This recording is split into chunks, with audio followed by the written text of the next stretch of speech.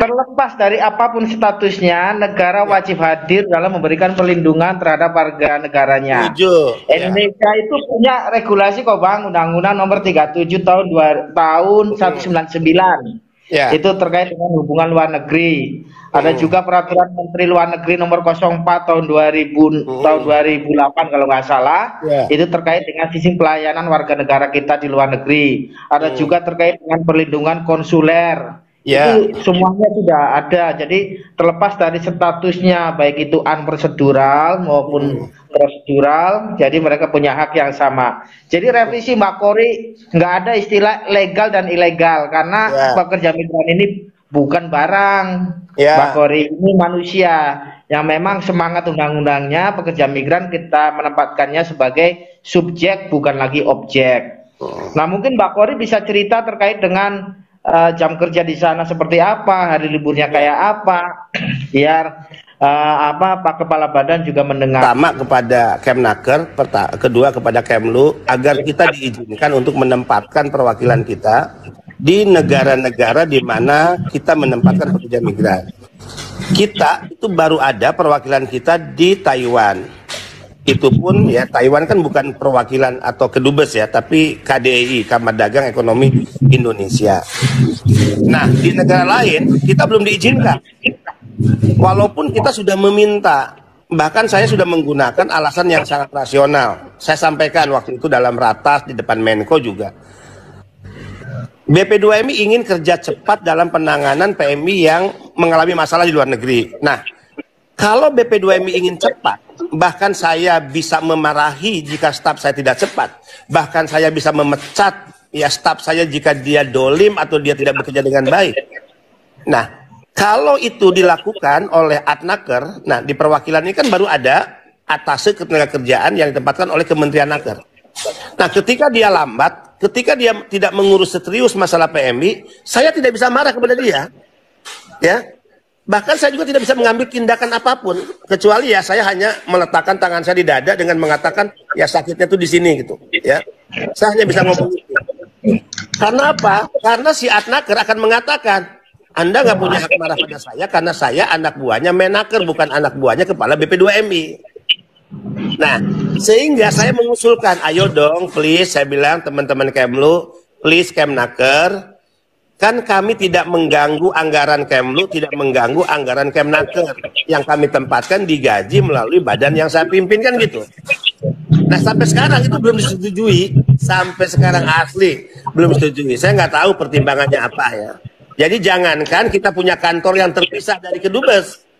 Ya, punya perwakilan kita untuk berkantor di Kedubes, sekalipun kita yang gaji, untuk membantu tugas-tugas pelayanan PMI, itu pun belum disetujui. Ya. Harus cepat-cepat berdoa nih teman-teman ya, berdoa mudah-mudahan setuju Doain ya. Bapak, untuk Bapak, ayo untuk Bapak kita. Ya. Ya seperti itu. Jadi Pak, masalah perlindungan PMI ilegal dan legal ya Pak ya, karena ada juga kasus yang Saya jawab dulu. PMI ya, kan ada yang unprosedural, ada yang prosedural atau legal tidak legal. Negara ini baik, Mbak Kori. Negara ini baik. Dia menjadi tidak baik karena siapa yang melaksanakan tugas itu oknum. Misalnya, apakah negara hanya memberikan perlindungan dan memberikan bantuan kepada yang resmi? Tidak. Kalau ada warga negara Indonesia di luar negeri, sekalipun dulu dia berangkatnya tidak resmi, ya, memiliki masalah, maka negara harus turun tangan untuk membela rakyatnya. Ya, misalnya dia ada masalah hukum, negara menyiapkan pengacara, ya. Walaupun dalam beberapa kasus, maaf aja saya juga malu, akhirnya PMI kita nyari pengacara dari LSM luar negeri, yaitu pengacara pro bono, begitu Cak Nur ya. Nah, padahal itu tanggung jawab negara loh, tanggung jawab negara. Sampai kepulangan ke Indonesia, oke, tiketnya dari negara. Ya, kalau dia masih tinggal di shelter, makan minum ditanggung oleh negara. Saya katakan, negara tidak boleh ya menganggap bahwa PMI yang tadi sekalipun dia ilegal, ya, dia sebagai orang bersalah atau terdakwa, nggak boleh. Karena kalau PMI itu mau mengatakan juga ya kepada negara, kalau begitu kenapa Anda gagal mencegah kami ke luar negeri? Toh kami nggak tahu bahwa ini ilegal. Toh kami butuh makan. Toh kami butuh anak-anak kami ya bisa sekolah. Kenapa tidak siapkan pekerjaan di dalam negeri? Akhirnya kami menempuh cara ilegal. Kalau dibalikin begitu sama PMI, negara malu. Ya, nah sehingga negara tidak boleh menyalahkan PMI, salahkan pada dirinya kenapa negara gagal menyiapkan lapangan pekerjaan, kenapa negara gagal mencegah seseorang menjadi korban penempatan ilegal. Jadi tidak boleh. Nah, PMI harus dianggap sebagai korban. Sehingga dia korban, maka dia harus diselamatkan, ya.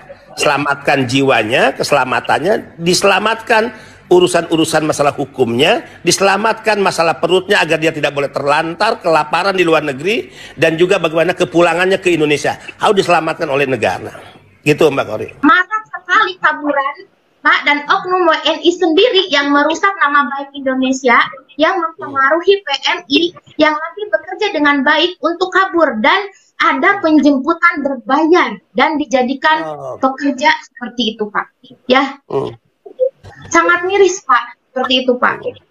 Jadi kita minta usulan ke Bapak nih, kita usulkan ada perwakilan dari BP2MI setiap negara seperti itu. Jadi langsung melihat langsung apa yang terjadi. Ya, karena kalau kita laporan ke kedutaan atau konsuler, mereka juga akan ya cuma beberapa orang dan tidak ya banyak pengaduan kan seperti itu, Pak. Tapi kalau dari perlindungannya langsung ya kan, biasa kita berharap apa yang terjadi di luar negeri seperti itu.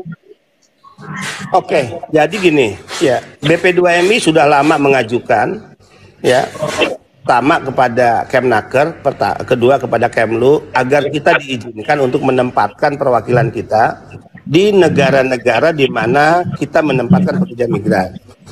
Kita itu baru ada perwakilan kita di Taiwan. Itu pun ya Taiwan kan bukan perwakilan atau kedubes ya, tapi KDI, Kamar Dagang Ekonomi Indonesia. Nah, di negara lain kita belum diizinkan. Walaupun kita sudah meminta, bahkan saya sudah menggunakan alasan yang sangat rasional. Saya sampaikan waktu itu dalam ratas di depan Menko juga. BP2MI ingin kerja cepat dalam penanganan PMI yang mengalami masalah di luar negeri. Nah, kalau BP2MI ingin cepat, bahkan saya bisa memarahi jika staf saya tidak cepat. Bahkan saya bisa memecat ya staf saya jika dia dolim atau dia tidak bekerja dengan baik. Nah, kalau itu dilakukan oleh Adnaker, nah di perwakilan ini kan baru ada atase ketenagakerjaan yang ditempatkan oleh Kementerian Naker. Nah, ketika dia lambat, ketika dia tidak mengurus serius masalah PMI, saya tidak bisa marah kepada dia. Ya.